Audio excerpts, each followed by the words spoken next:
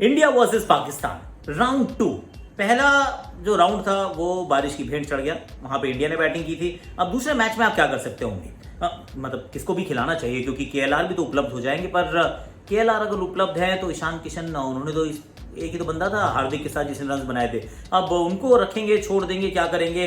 अगर मैच नहीं हुआ तो there is a reserve day by the way, और सिर्फ 2 ही मैचेस के लिए रिजर्व डे है इस पूरे एशिया कप में। एक कल का मैच है और दूसरा फाइनल है, वो भी हो सकता है इंडिया पाकिस्तान का हो जाए, पॉसिबल है।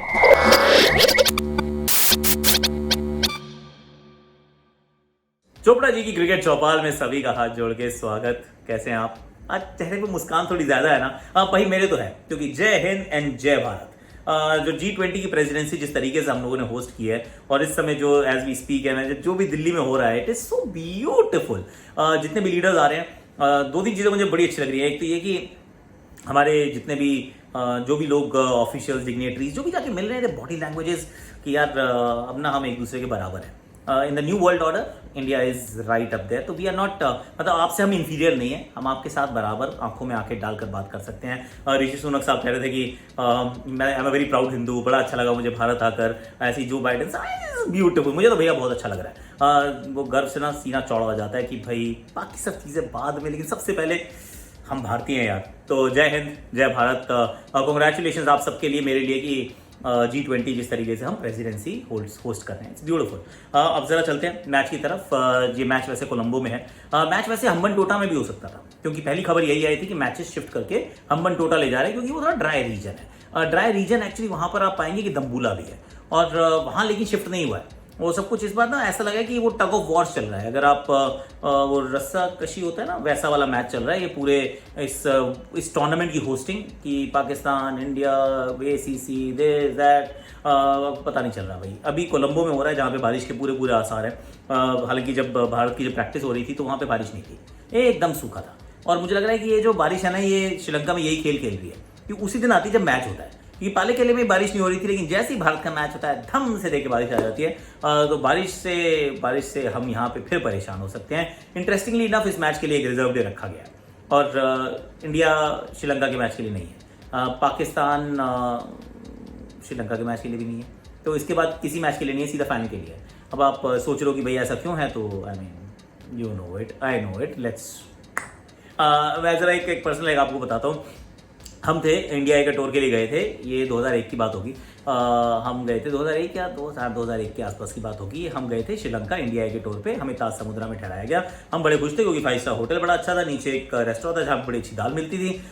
We were really happy. पर एक मैच हुआ, फिर बारिश, फिर बारिश, फिर बारिश, फिर बारिश। वो जो एक मैच हुआ तो उसमें मैंने पहली बार एक्चुअली लसित मलिंगा को खेला था, और किसी ने भी पहली बार शायद लसित मलिंगा को वहाँ देखा था कि कैसे डालते हैं, स्लिंगी एक्शन के साथ डालते थे।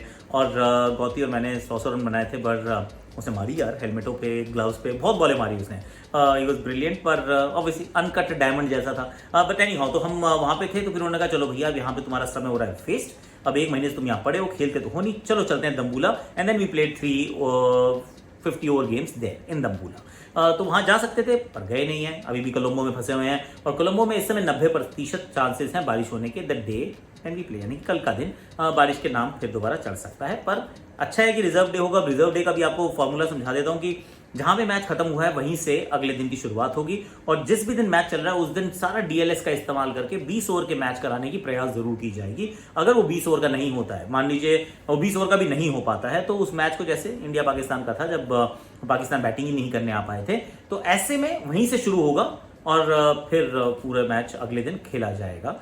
और अगर वो मान लीजिए आपने DLS के अनुसार ये डिसाइड ही हो गया कि जैसे नेपाल वाला मैच था कि 23 ओवर का है, और अगर वहां पे मान लीजिए 7वें ओवर में बारिश हो गई, तो फिर 23 ओवर का मैच ही जो है वो खेला जाएगा अगले दिन, क्योंकि ऑलरेडी 23 ओवर का मैच जो है वो डिसाइडेड हो चुका है। तो this is how it's going to B.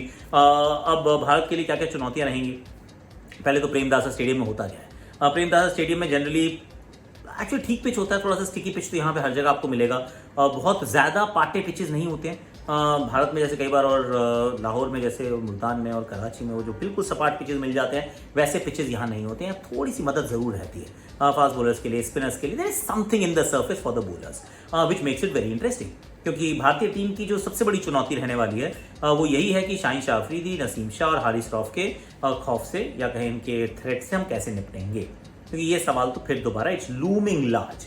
Of course जो लास्ट मैच था उसमें रोहित ने रन बनाए, शुभमन गिल ने रन बनाए, विराट कोहली की बैटिंग ही नहीं आई थी। पर एक बार फिर जब सामने से शाहिन शाह अफरीदी होंगे जो रोड लाइक लाहौर में जिन्होंने वो उड़ती हुई गेंद पर लिटन को आउट किया, या फिर नसीम शाह या फिर हारिस रऊफ, इन सब का जो थ्रेट है वो थ्रेट तो अभी भी रहेगा, और वो थ्रेट जो है जेन्युइन थ्रेट है। इससे दबाव तो पड़ेगा भैया। देखिए शुरुआती 10 ओवर अगर भारत जीत जाता है, 10 से 12-13 ओवर, 13 ओवर तक अगर आप एक ही विकेट गंवाएं या एक भी विकेट ना गंवाएं, then India will be in the एसेंडेंसी।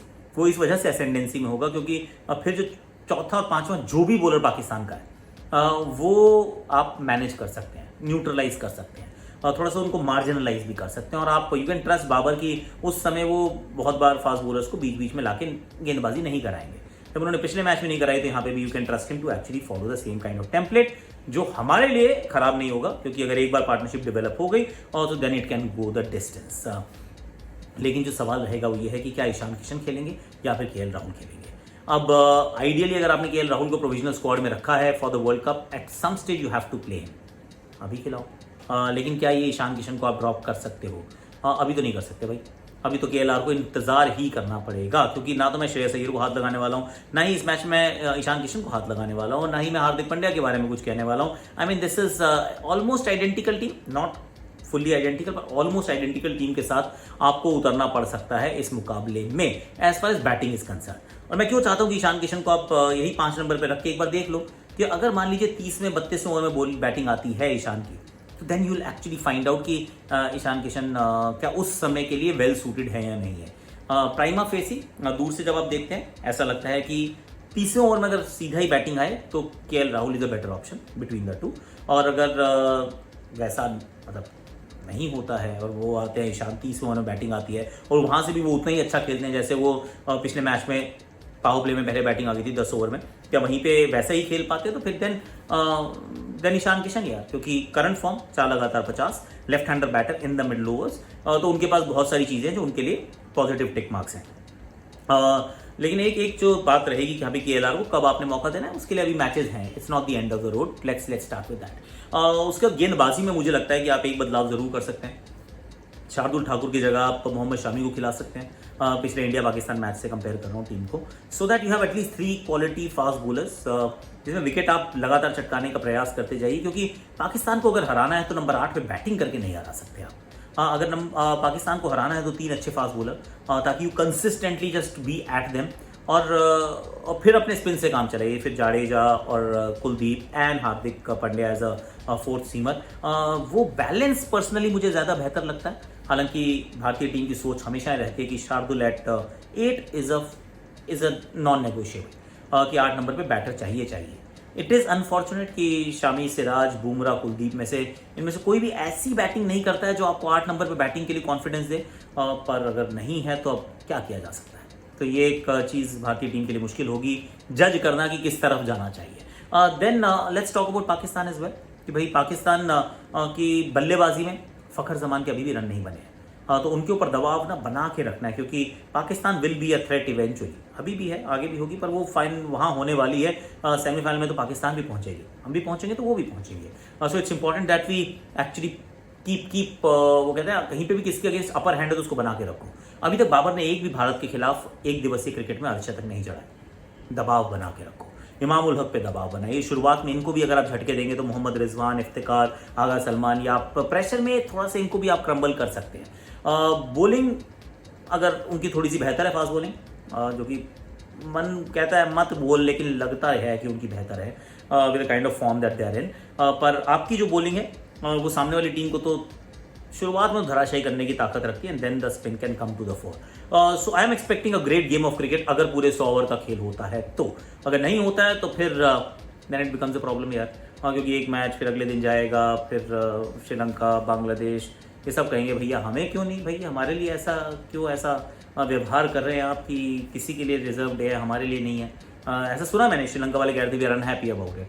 अब कैसे उन्होंने अपनी अनहैप्पीनेस व्यक्त किया है, आई गॉट नो आइडिया, पर पढ़ा मैंने एक्स पे कि वो दे वर नॉट रियली हैप्पी, किसी शायद क्रिकेट नेक्स्ट का या किसी का तो था एक न्यूज़ वेबसाइट का, जिनका मैंने आर्टिकल पढ़ा था। अब प्लीज़ अगर आर्टिकल गलत है तो ये उनकी गलती है, मेरी नहीं है, मैंने फैक्ट चेक नहीं किया। भाई उन्होंने लिखा, मैंने प्राइमा फेसी ले लिया कि अनहैप्पी होंगे, क्योंकि होना भी चाहिए। So but any how let's see कि ऊंट किस करवट बैठता है, लेट्स सी ये मुकाबला किस तरफ होता है, कैसे खेला जाता है, पर मज़ा आएगा ये गारंटीड है, क्योंकि इंडिया पाकिस्तान कुछ भी कह लो मज़ा तो आता ही है यार। क्या बोलते हो, खिलाना चाहिए केएलआर को, नहीं खिलाना चाहिए, शामी को खिलाना चाहिए, नहीं खिलाना चाहिए, या फिर शार्दुल के साथ रहना चाहिए, क्या भारत जीतेगा या पाकिस्तान जीतेगा? Please do let me know in the comment section. और अगर आपने वैसे बाय द वे शिवम दुबे का एक इंटरव्यू देखना है ना, तो अभी के अभी जियो सिनेमा जाओ, मैं आपका लिंक यहाँ डाल दूंगा, आकाशवाणी का चुम्मा इंटरव्यू है। Spoken about Mahendra Singh Dhoni, spoken about final वाला रात की, जैसे मैच कैसे घट रहा था, आखिरी ओवर में क्या हुआ। It is beautiful. तो अगर जियो सिनेमा पे देख रहे हो तो फिर तो फुटेज भी है साथ में, मैच की फुटेज है, वो वाले शॉटों की फुटेज है, आउट होने की धोनी की फुटेज है। It's beautiful, just go check it out on Jio Cinema. आज के लिए अभी के लिए मेरे पास इतना ही है। Like share subscribe comment, notification घंटी बजा दो, बजा दो, बजा दो।